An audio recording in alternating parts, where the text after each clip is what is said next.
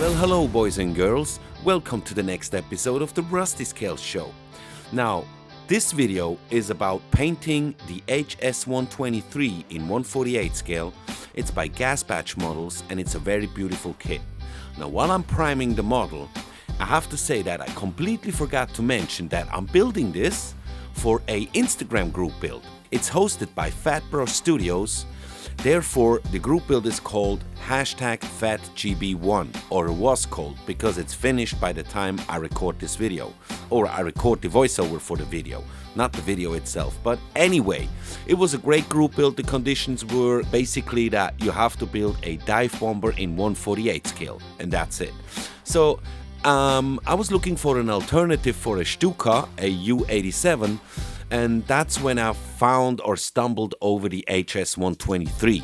I didn't know anything about this aircraft before that.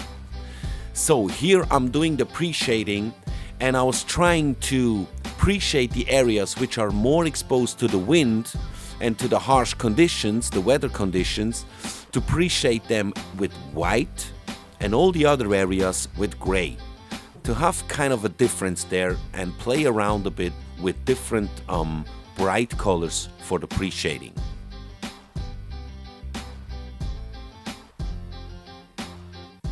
Now I'm using the Harder & Steenbeck Infinity Plus, and usually if I'm not using primer, if I'm painting, I'm spraying with around 18 psi. To complete the pre-shading, I painted some areas with brown. I chose some brown for Japanese aircrafts, but you can use any other brown, of course. And basically I was concentrating on the areas around the engine. Do I need to apply some brown here on the upper wing? Nah, I don't think so. So now it was finally time to start painting. And I used the RLM 65 Hellblau. Light blue.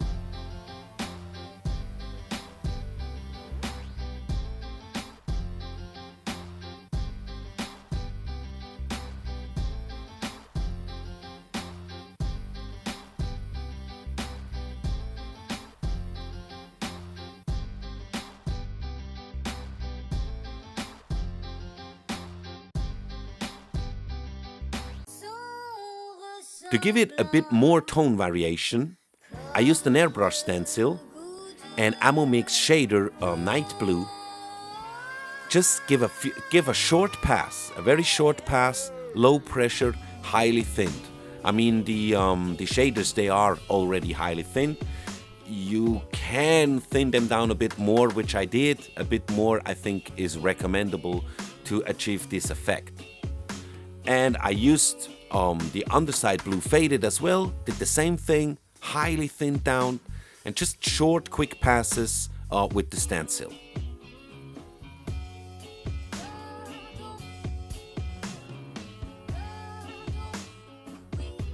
I also did the mix with stone gray to get a little more variation as well, and did the quick pass.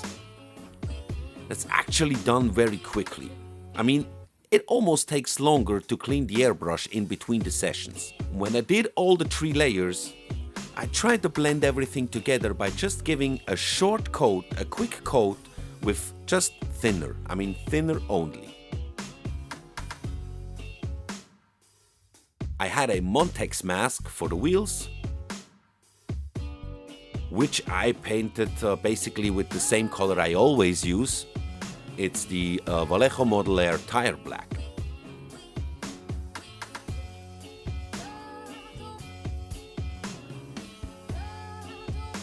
I used Ice Yellow to paint some more details. I think this is always a great effect, especially because the technique I'm using is always, when I'm painting, I'm using thin layers of paint, so that would always shine through and make a difference in the end.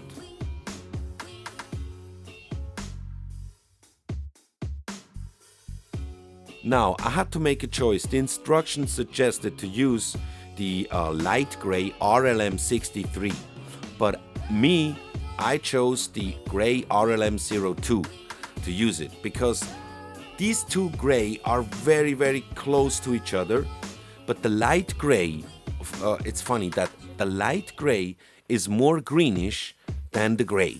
So I wanted to have it more in a gray type and a bit less dark, because the three-tone camo contains green as well, so I didn't want to have the gray look green already as well, because I'm using green and there won't be any contrast anymore, or less contrast.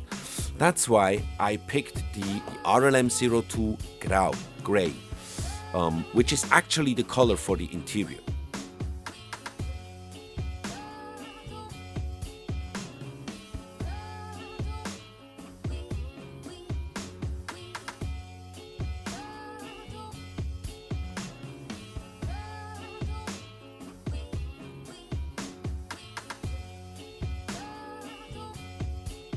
Now, luckily, I had this very great vinyl painting mask to do this three-tone camo.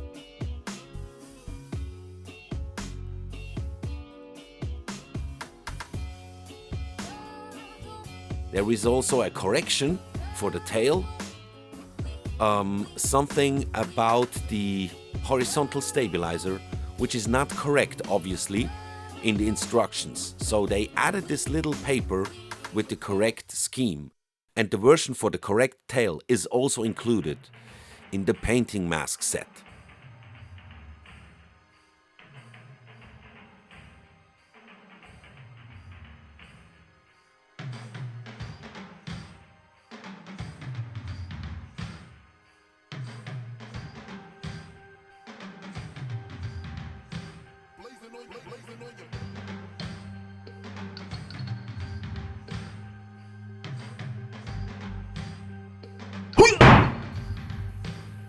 So I masked the areas off.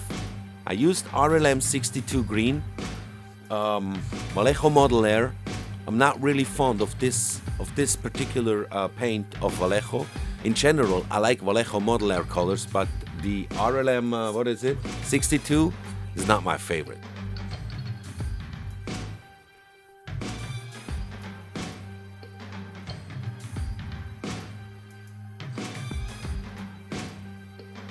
Alright guys, so here's what I did with those painting masks. So after 3 sleepless nights, I came to the conclusion that most probably the best thing that I could do is first paint the areas which are supposed to be gray. So I sprayed those areas in gray and make sure that I cover enough, that I don't miss some edges in the end or something. So paint a bit further than actually it's here shown on the painting scheme. After I did this, I used the first layer of the masking sheet for the gray areas. Then I applied the masks for the third color, the brown color. So after I masked the gray section, I masked the brown section. After I did that, almost everything that was left was supposed to be green, so I could paint green. That's what you can see here in the upper wing. And now what I'm gonna do is I'm gonna mask the green sections, okay? And after I did this, I'll remove the masks for the brown, okay? Then I will have all the green and gray areas masked, and I can start work with the dark brown, the RLM61 dark brown. And once I applied the dark brown and it had enough time to dry, I'll remove all the masks and it'll be done. And hopefully looking as good as I think it will.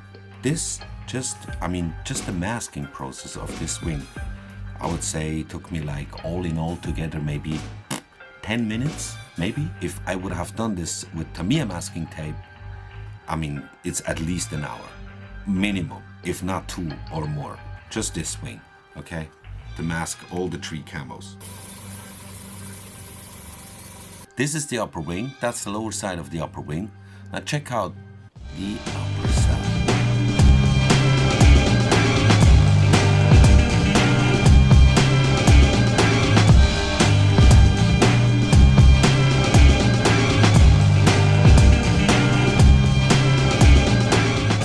Now check this out. This is still masked, okay? Let me put the light. This is still masked. Everything is masked up. let me put away the mask and check out. You can witness. So I'm just gonna demask it and show you the result in the cameras. Then I will cover and seal everything with a nice coat of satin varnish, aka interactive satin varnish. It dried really nicely on the interior part, so I decided to use it on the outside as well.